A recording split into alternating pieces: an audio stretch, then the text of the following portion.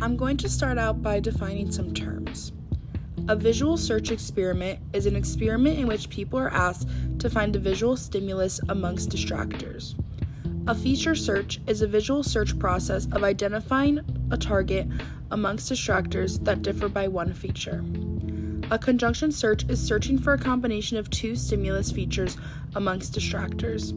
And a feature integration theory is a theory developed by Anne Treisman that proposes that a limited set of basic features can be processed together pre-attentively. How do we solve the binding problem? The binding problem is the challenge of tying different attributes of visual stimuli to the appropriate object so we perceive a unified object. For example, color, motion, and orientation are represented by separate neurons, so if there were a vertical red bar moving to the right, one could ask how we combine these features when perceiving the bar. With feature searches, you don't need to solve the binding problem, but with conjunction searches, you do. This experiment can help test to see if attention is how we would solve the binding problem.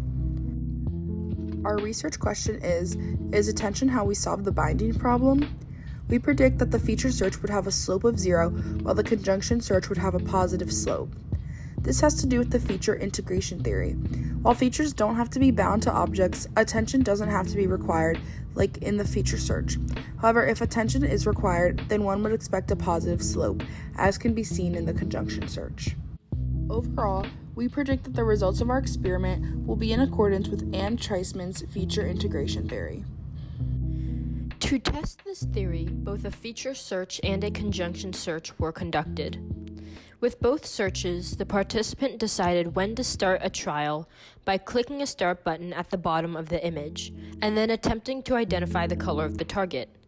After selecting which color they identified as the target's color, the participants' response time was recorded in milliseconds, and the experiment reset to conduct another trial. Each participant conducted 200 trials total.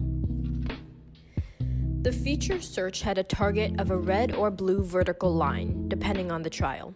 The goal was to identify the color of the target from the distractors, and the distractors were distinguished from the target by a primitive feature, color. So, while the target was a vertical line that was either red or blue, all the distractors were green. During some rounds, there were 4 distractors and 1 target, resulting in a 5-item set size. In other rounds, there were 16 distractors and 1 target, resulting in a 17-item set size. The participant had to select which color the vertical line was, red or blue. There were a total of 100 trials for the feature search task. With the conjunction search task, there were also a total of 100 trials. In this search, the target was identified as a vertical line that was either red or blue, and the participant had to select which color the vertical line was. This task, however, was more difficult than the feature search because most of the distractors shared one feature in common with the target, either their color, redness or blueness, or their orientation, verticalness, meaning that some of the distractors were also red or blue or were also oriented vertically. There were 2 types of searches, a 5-item set size and a 17-item set size, just like there was in the feature search. Participants completed this experiment at home a foot away from a small laptop display. The participants were 3 female Northeastern University undergraduate students who completed the experiment for course credit.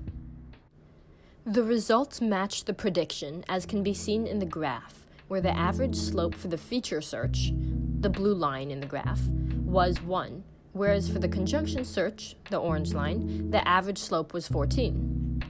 Looking at specific numbers, the average reaction times for the feature search were 715.33 milliseconds, and that was for the 5-item feature search, and 725.33 milliseconds for the 17-item feature search. The average reaction times for the conjunction search were higher, with a reaction time average of 916.33 milliseconds for the 5-item conjunction search and 1,082.33 milliseconds for the 17-item conjunction search.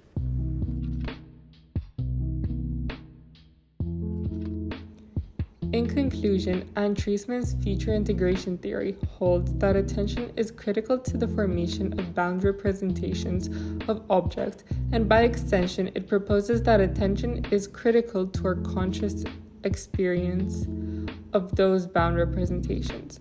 In simpler words, it focuses on how features of objects are encoded within the brain in order to make decisions regarding the identification of targets. In the first experiment, the feature search, you do not need to solve the binding problem because you are searching for one specific feature of the target, such as color or orientation, that differentiates it from the rest. As a result, there is no need to solve the binding problem. In the conjunction search, on the other hand, there is a higher threshold, which means that it takes longer to identify the target than in the feature search. This is because the brain needs to process multiple features simultaneously and combine them to identify the target, which requires more cognitive resources and time. Furthermore, we wanted to go into a few more details that resulted from our experiment. Firstly, our data is in accordance and supports the predictions of Treisman's feature integration theory, hence our question has been answered.